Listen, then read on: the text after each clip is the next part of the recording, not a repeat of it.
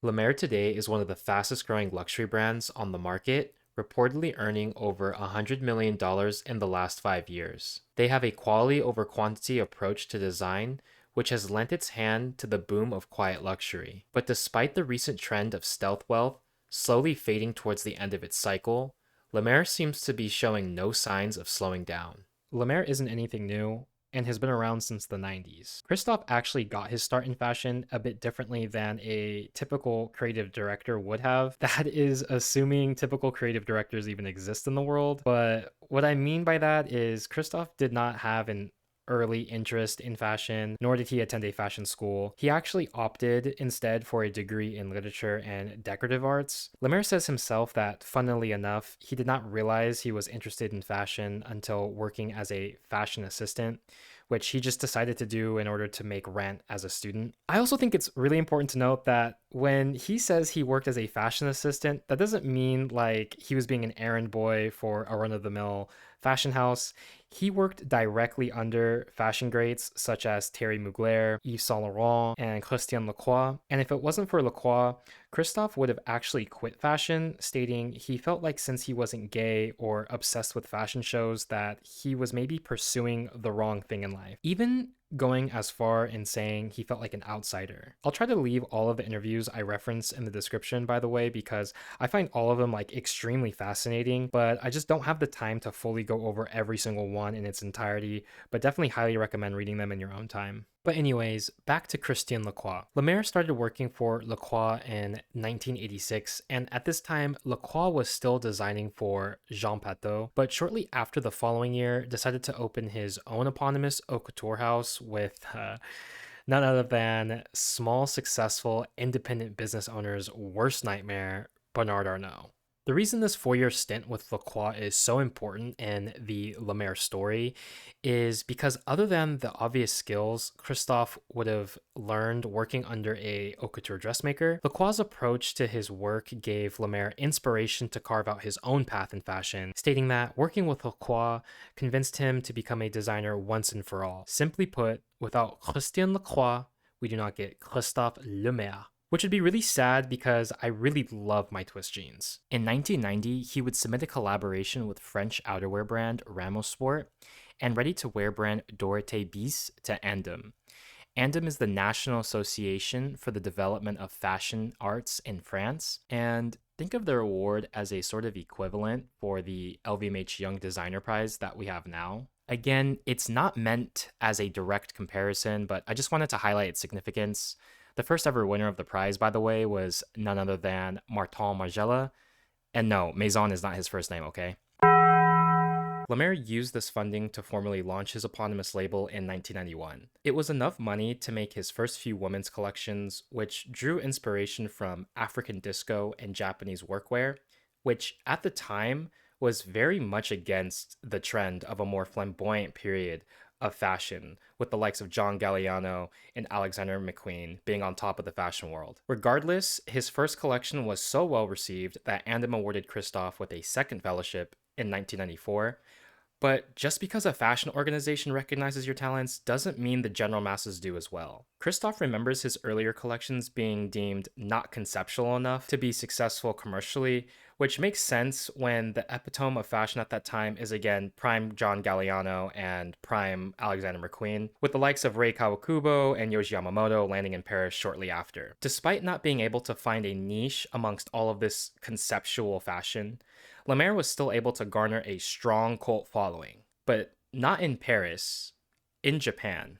In the mid-90s, Christophe would take the first of many hiatuses to Japan, and in 1995, one of his distributors would invite him to show at a striptease bar of all places in Tokyo, where he states that his clothes caught on right away. It was during these escapes to Japan that Freak Mare really started obsessing over Japanese culture. He became infatuated with their refinement and sophistication and the way they devoted themselves to live in the moment. These are things we know to be important, not only to Lemaire's design codes, but also his approach to life, referencing his obsession with the quality of life and objects often in interviews with Uniqlo and Interview magazine, Lemaire has been much longer captivated by the quality and meaning of things rather than the commodity of them.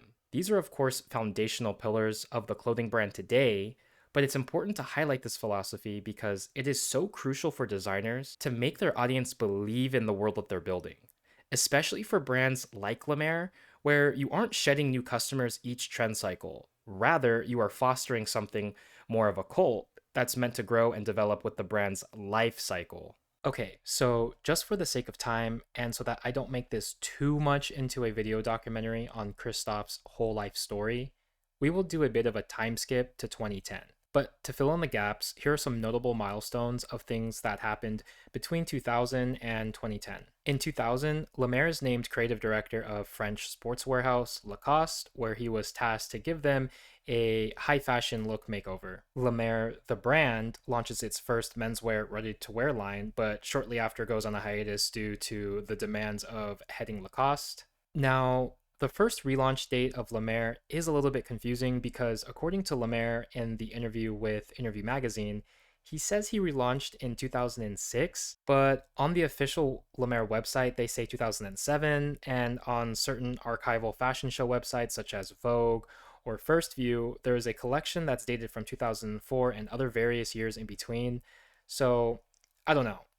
I don't really think it's terribly important, though, for the sake of accuracy.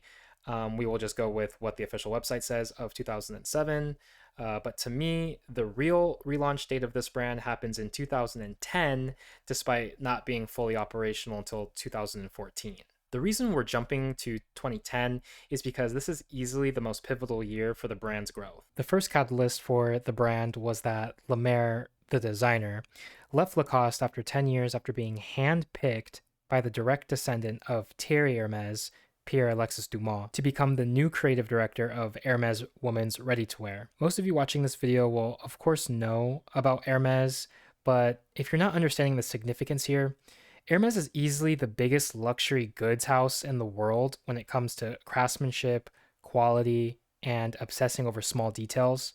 Hermes also houses some of the best leather artisans in the entire world, with generations of developed techniques in both leatherworking and garment making. So to be able to access the resources Hermes had whilst also running his eponymous line alongside it would be hugely beneficial, to say the least. It also helps that Lemaire's design codes, and I guess even to some extent their customers, align with that of Hermes, so Christophe would have undoubtedly learned how to stay true to his logoless, timeless, design-first product whilst also turning a profit. If you can be profitable at a company like Hermes, which is luxurious subtlety at the highest level, you can be profitable anywhere. Now, the second and arguably even more important catalyst for the brand would be the joining of Miss Sarah-Linh Tran. Like Lemaire, Tran would have no formal education in fashion design and really no predestined route into fashion as an industry. Tran has a degree in publishing and in 2010 started doing informal research for Lemaire, first giving her inputs on general artistic direction, but gradually also on the clothes themselves. Tran awakened this unknown passion and desire for the fashion industry whilst working under Lemaire, similarly to how Christophe did with Lacroix. The two would soon become romantic partners, although the current state of their relationship is a bit mysterious, with lots of rumors suggesting they're split, and this article from BOF uses the term former romantic partner to describe Tran, despite being seen walking together in their most recent runway finale, whilst also looking very much pregnant. So yeah, I don't know. But that is neither here nor there. The point is, Sarah-Linh was transformative for the brand, and who knows what the fashion house would look like today without her. I also feel she is extremely underappreciated, undercredited, and undermentioned when talking about Lemaire. Even when the two walk out at the end of fashion shows, you can see how her personal style and DNA runs through everything that they make. So I just wanted to make sure I gave her the flowers she deserved. The two would rebrand Lemaire in 2010, working towards its second relaunch in 2014, but not to this Lemaire. This Lemaire. Again, being a creative director for an Hermes would surely influence his own eponymous label's aesthetic, but newly fashion-awakened Sarah-Linh Tran would soon change that. In 2014, Lemaire would leave Hermes as creative director of Women's Ready-to-Wear, to try and fully realize his own namesake's label with now co-creative director Sarah-Linh Tran. But being a small independent business owner comes at a cost, and the recently departed Lemaire no longer has a cash injection from Hermes to help fund his eponymous label, which, unbeknownst to him, he would soon land the perfect financial backer. In 2015, fast retailing owned company Uniqlo would employ Lemaire to do a one-off collab like many had done before him. But unlike the others, fast retailing CEO Tadashi Yanai, sorry if I'm butchering that, asked Lemaire and Tran back permanently, and not just as a creative director of their own fashion line, which they would eventually get in Uniqlo U, but also as artistic directors of R&D with their own Uniqlo headquarters in Paris. And 10 years later, they still had both departments. And aside from this just being a really good financial move for Lemaire, it was also a smart move for brand exposure. Although Lemaire doesn't officially have a diffusion line, Uniqlo U would sort of serve that purpose, allowing the more general consumer to buy into the shapes and silhouettes of Lemaire without the mainline price tag. This also works great for Lemaire, as they wouldn't need to allocate any of their own additional resources or risk brand dilution, which are sometimes unfortunate side effects of diffusion brands. This new financial security would not stop there though, as soon after joining Uniqlo, Lemaire would secure a capital injection from France's BPI State Investment Bank, a distribution deal with South Korea's Samsung Group, and finally received a minority investment stake in their company from their new employers, Fast Retailing, essentially tripling down Uniqlo's investment in Lemaire as a designer and a brand, and this investment would not disappoint. Switching focus back to the clothing side of things, Sarah-Lin's artistic vision was already coming through their collections, especially in women's wear.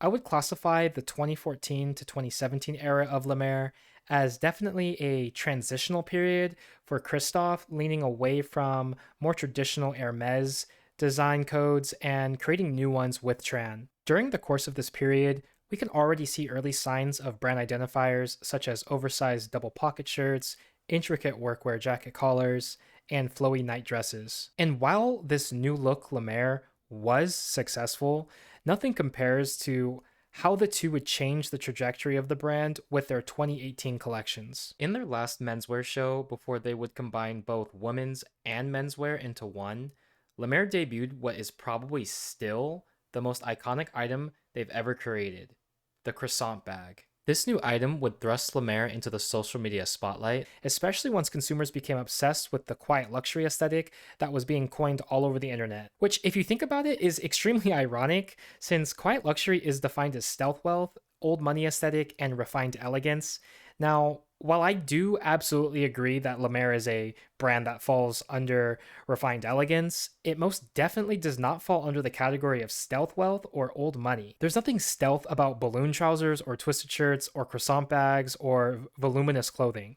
I feel like people who see Lemaire as a quiet luxury brand, especially people who interpret quiet luxury as a way to show wealth through their clothes, are entirely missing the point of Lemaire. Now, I know this might come across as a hot take, and before you go grabbing your pitchforks, just hear me out for a second. Christophe constantly, throughout his life, has been quoted in interviews stating how he is interested in essential things, the quality of life, and objects, and that clothes should not be used as a disguise to demonstrate social status. Instead, clothes should align with the wearer's personality. A person should be comfortable and confident without the clothes overtaking the wearer's personality. And like I said at the start of the video, I don't know how running around cosplaying as a Gatsby East Egger shows any type of introspective cognitive processing at all. And if you don't get that reference, go read a book or something. I really can't help you. But nonetheless, it would be just blatantly untrue to say that this quiet luxe trend didn't help fuel Lemaire's growth, which saw their profits, according to BOF, increase tenfold from under 10 million euros in 2019 to over 100 million euros in 2024.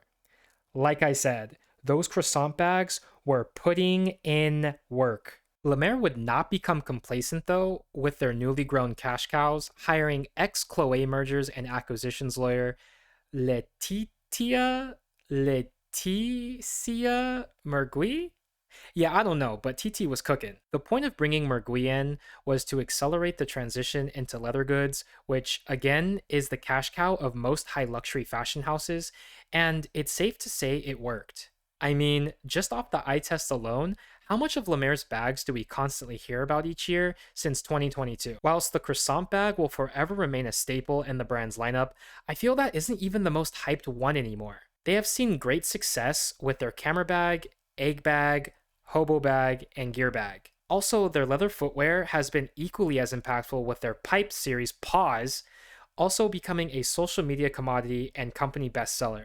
And I know not all of these items previously mentioned were developed after 2022, but I feel as a company as a whole since 2022, Lemaire is now known for their leather goods just as much as they are their clothes, which, according to BOF, now accounts for over half of Lemaire's total business, which is a very important thing for financial growth. Some other really interesting financial facts from this BOF article is that Lemaire is only one of two Parisian designer brands to break the 100 million mark. The other brand being Jacquemus. And this isn't to take anything away from Jacquemus at all, but think about the marketing strategy Jacquemus uses compared to that of Lemaire. Jacquemus uses rigorous social media campaigns, heavy celebrity endorsements, and some of the most grandiose runway shows the fashion world has literally ever seen, heavily leaning into that shock and awe wow factor to bring in new clients. Meanwhile, Lemaire shows twice a year and in their repurposed space in Paris that functions as a runway set, atelier, and an HQ, relying primarily on word of mouth from content creators and passionate customers alike. Now, I am not at all insinuating that Lemaire doesn't spend any money in marketing or advertising their products, because that would just be an extremely ignorant thing to suggest, on top of it just being blatantly untrue. But what I am saying is that there's levels to this shit, and Lemaire operates on a completely different planet when it comes to the scale of their ad campaigns. You also have to think about how much more money is going out in a venture like Jacquemus to sustain that level of public visibility every year. So yeah, I just thought that was really interesting. Another crazy fact is that despite opening expansion stores in Ibisu and Shanghai, which will be coming later this year, the United States is actually Lemaire's biggest e-commerce market, which is insane to think about because New York and LA are surely the biggest fashion markets in the country, and I literally see no one wearing Lemaire in Los Angeles. Even if you go to a place like Dover Street Market or Departamento, there's like 5 things max on a rack at a time from Lemaire. But according to the BOF article, that's the case, and apparently they're even looking to open a store in America, but it definitely most likely will be in New York. One thing I do hope to see from Lemaire in the near future is for them to launch their own fragrance line, as I feel this would help position them so well financially that they would never feel the pressure from the Kerings or the LVMHs of the world to sell. I feel a fragrance line really makes sense too, with the whole aesthetic and sensuality of the brand. Maybe doing one signature house scent that is available to purchase at every store location and on their website, and then maybe 1 cent per each flagship location so that it would further increase fashion pilgrims to make the trip to their stores from all over the world. Because think about it, if you're a Lemaire customer and you are going to the Ibisu location, for example, and they have like this exclusive Ibisu scent that's super incensey and Japanese coded, bro, you're buying that on the spot, buddy. Like, you're instantly crashing out on that, especially if you don't live in Japan. Wait, I kind of just cooked. Christophe needs to cut me a check. The other thing I would love to see Lemaire improve in is their menswear. I feel it's becoming a bit stale and really outshined by their fantastic women's wear, but this isn't really a Lemaire specific problem, as most fashion houses' women's wear are far more interesting than their men's most of the time. But all in all, I think Lemaire is a fantastic brand, poised to become one of the most talked about fashion houses this year and many more years to come. And more than anything, I hope that they're able to remain an independent company, as truly thoughtful, slow fashion companies that make meaningful clothing, especially commercially, are such a scarcity in today's fashion market. Well, guys, thanks so much for coming to my TED Talk. I hope you were able to learn something new, or maybe you just even discovered Lemaire from this video. Again, I know Lemaire isn't anything new, but I believe they are up next for a huge expansion. Please don't forget to leave a like and subscribe if you want to see more of this type of content. And also don't forget that I have a Discord now where almost already 300 people have joined and are having really cool fashion conversations from all over the world. The link will be in the description below. Also, feel free to leave comments on your thoughts about Lemaire, and thanks so much again for watching. See you all next time.